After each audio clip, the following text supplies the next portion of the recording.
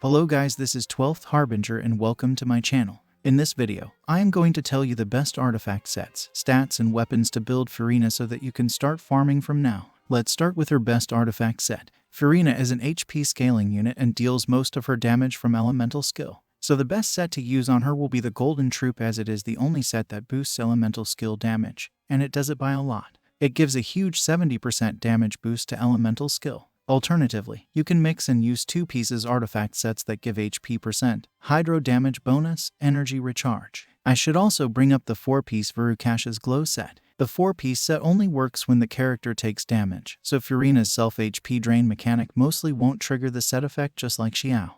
So, give up on using this set and just begin farming the Golden Troop set if that was your original plan.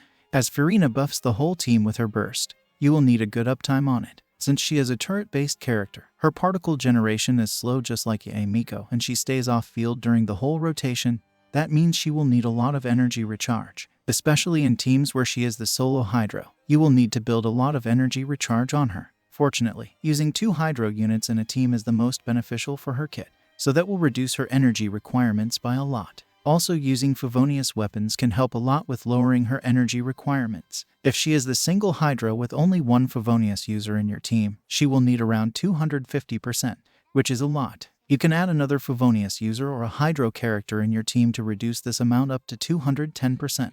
For the Sands, you will most likely want to use an energy recharge Sands to fulfill her energy requirements. But if you have a crazy amount of energy recharge from your substats and can reach the energy requirements without an energy recharge Sands, you can switch to a HP percent Sands. For the Goblet, you can use a HP percent or Hydro damage bonus Goblet. HP percent Goblet can be better with Kazuha as he gives a huge damage bonus. There's not much difference with the damage between them. You can just go with the one with better substats. And lastly, for her circlet, you can go with a crit circlet or a HP percent circlet depending on your stats. Again, there's not much difference between a crit stat circlet and a HP percent circlet. If you have a really good HP circlet and can maintain a good crit ratio, just go for it. A full HP build works on Furina given that you can maintain a good crit ratio.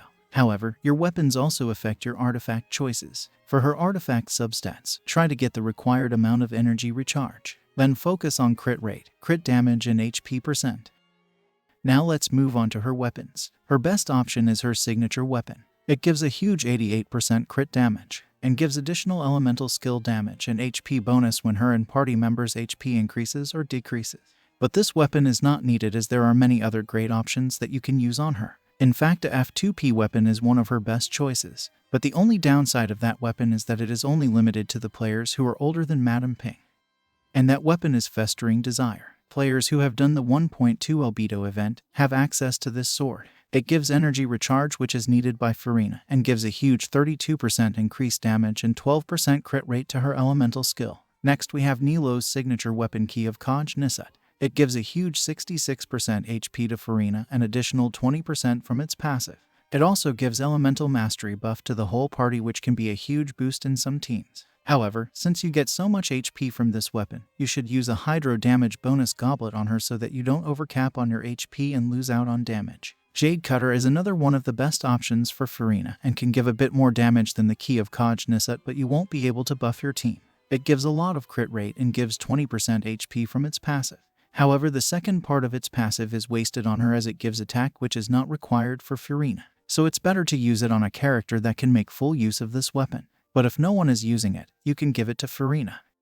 Floof Cinder, the free pipe weapon of Fontaine, is just like Festering Desire, but gives energy recharge instead of the elemental skill damage. At R5 it gives 16% elemental skill crit rate and gives 32% energy recharge after using elemental skill. This will make building energy recharge on Furina a lot easier, but you need to fish for this weapon. I personally don't want to go through the R5 catch nightmare again. Start fishing for it from today so that you won't have to rush when Furina is released. Favonius Sword is also great as it gives energy to your whole team and also reduces Furina's energy requirements. The next weapon is another 4-star, Dockhand's Assistant. It gives HP percent and will return up to 12 energy back to Furina at R1, reducing her energy requirements. There are also other options like Light of Foliar Incision, Harange Paku Futsu, but the passive is wasted on Furina and it's better to use them on your DPS characters. The other weapons that I mentioned can buff your team as well, which makes it better than these weapons. And that's all for this video. Let me know in the comments if you have any questions or if I missed anything. Don't forget to support my channel by liking and sharing the video. Subscribe for more Genshin Impact videos. Thanks for watching.